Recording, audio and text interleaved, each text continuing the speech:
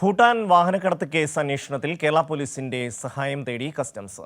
കണ്ടെത്താനുള്ള വാഹനങ്ങൾ കണ്ടെത്താൻ സഹായം തേടി ക്രമസമാധാന ചുമതലയുള്ള ADGPക്ക് കസ്റ്റംസ് കത്ത് നൽകി. വാഹനങ്ങളുടെ നമ്പറുകൾ ഉൾപ്പെടെ കൈമാറിയിട്ടുണ്ട്. ഭൂട്ടാനിൽ നിന്ന് കടത്തിയ 200ഓളം വാഹനങ്ങൾ കേരളത്തിലെത്തിയതായി കസ്റ്റംസ് പറയുന്നുണ്ടെങ്കിലും അവർക്ക് പിടിച്ചെടുക്കാനായത് 38 വാഹനങ്ങൾ മാത്രമാണ്. ആദ്യ ദിനം 35 ഇടങ്ങളിൽ നടത്തിയ റെയ്ഡിൽ 36 വാഹനങ്ങളും രണ്ടാം ദിവസം 2 വാഹനങ്ങളും കണ്ടെത്താനായി. രണ്ടാം ദിനം കുണ്ടന്നൂരിലെ വർക്ക്ഷോപ്പിൽ നിന്ന് പിടിച്ചെടുത്ത ലാൻഡ് ക്രൂയിസർ കേന്ദ്രീകരിച്ചാണ് ഇപ്പോൾ അന്വേഷണം പുരോഗമിക്കുന്നത്.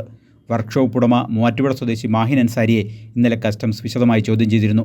ദില്ലി സ്വദേശിയായ ഏജന്റിൽ നിന്നാണ് താൻ വാഹനം വാങ്ങിയതെന്നാണ് ഇയാളുടെ മൊഴി.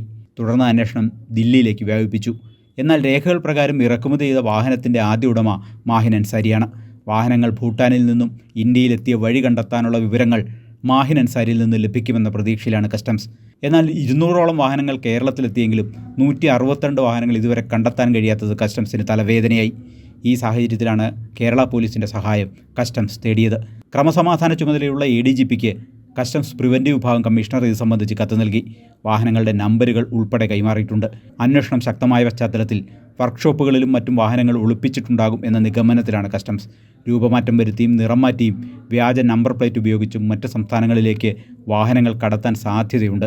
ഈ സാഹചര്യത്തിൽ അതിർത്തി ചെക്ക് പോസ്റ്റുകളിലും പരിശോധന ശക്തമാക്കിയിട്ടുണ്ട്. കൈരളി ന്യൂസ്, കൊച്ചി.